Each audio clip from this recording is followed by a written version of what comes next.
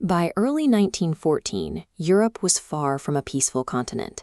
The major powers had locked themselves into a rigid system of mutual defense treaties, ensuring that an attack on one nation would require a military response from everyone else. The friction was highest in the Balkans.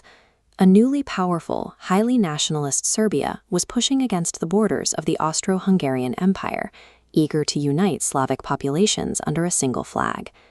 To Serbian nationalists, the heir to the Austro-Hungarian throne, Archduke Franz Ferdinand, was an obstacle.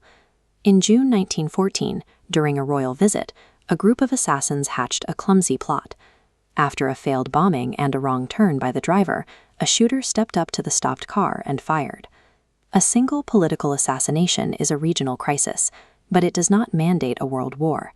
The danger lay entirely in the paperwork that had already been signed in capitals across Europe. Holding Serbia responsible, Austria-Hungary declared war. Serbia, a Slavic ally of the Russian Empire, immediately mobilized its military in defense. To honor its alliance with Austria, Germany stepped in, declaring war on the Russians in the east and the French in the west. To bypass France's heavy fortifications, the German military marched their troops directly through neutral Belgium. Violating Belgian neutrality forced the British Empire to enter the fight. In a matter of weeks, local diplomacy failed entirely. The overlapping treaties triggered automatically, dragging millions of men into a continental war that none of the individual nations could stop. Germany's plan to knock France out quickly stalled out near Paris at the River Marne. In response, both armies desperately tried to outflank each other, racing northward toward the coast. As they ran, they dug.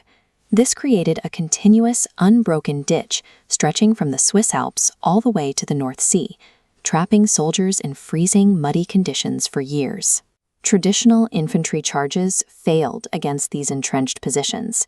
To break the deadlock, scientists developed chemical weapons, releasing dense clouds of poison gas that choked the trenches and forced troops to fight in crude masks. The British eventually introduced the tank. These slow, heavy metal boxes were engineered for one specific job: to survive machine gun fire, crush the barbed wire, and cross the deadly space of no man's land. Armies led by generals trained in 19th century cavalry maneuvers were now colliding with 20th century high explosives and armor.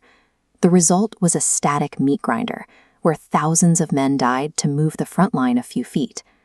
Unable to punch through the defensive lines in Europe, Britain and France changed their approach.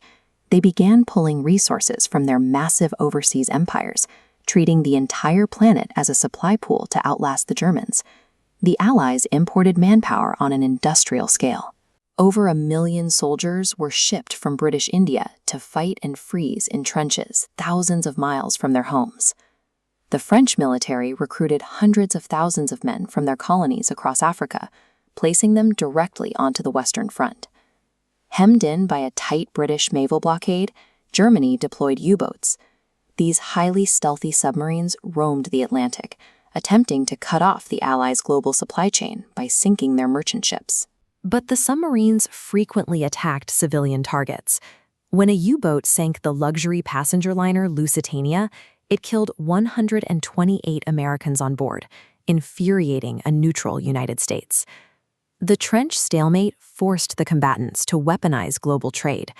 Winning the conflict now meant intercepting grain shipments and starving the enemy's civilian population into submission. New fronts opened in increasingly hostile environments.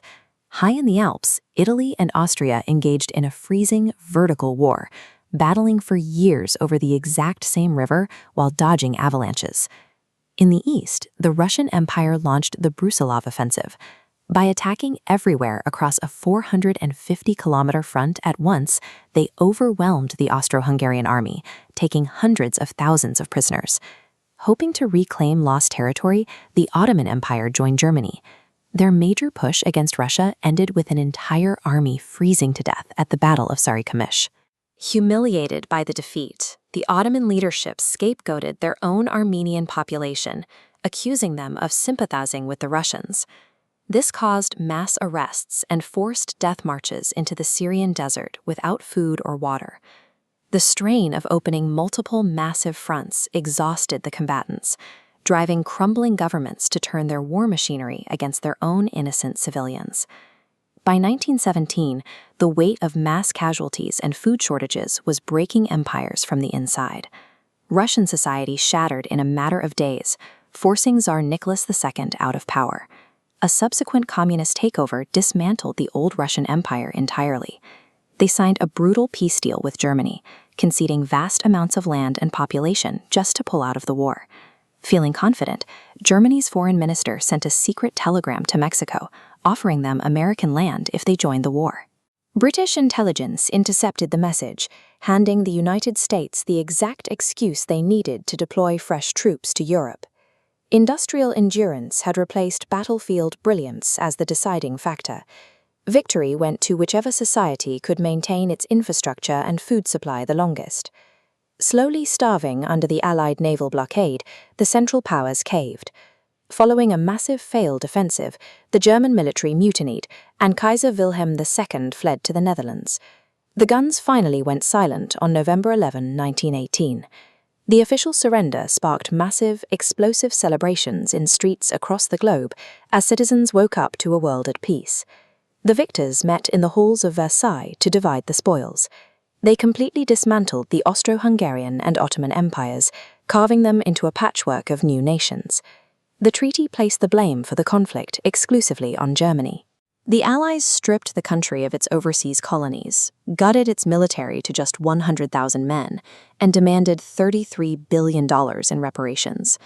The brutal, rigid system of the 19th century empires had finally been destroyed.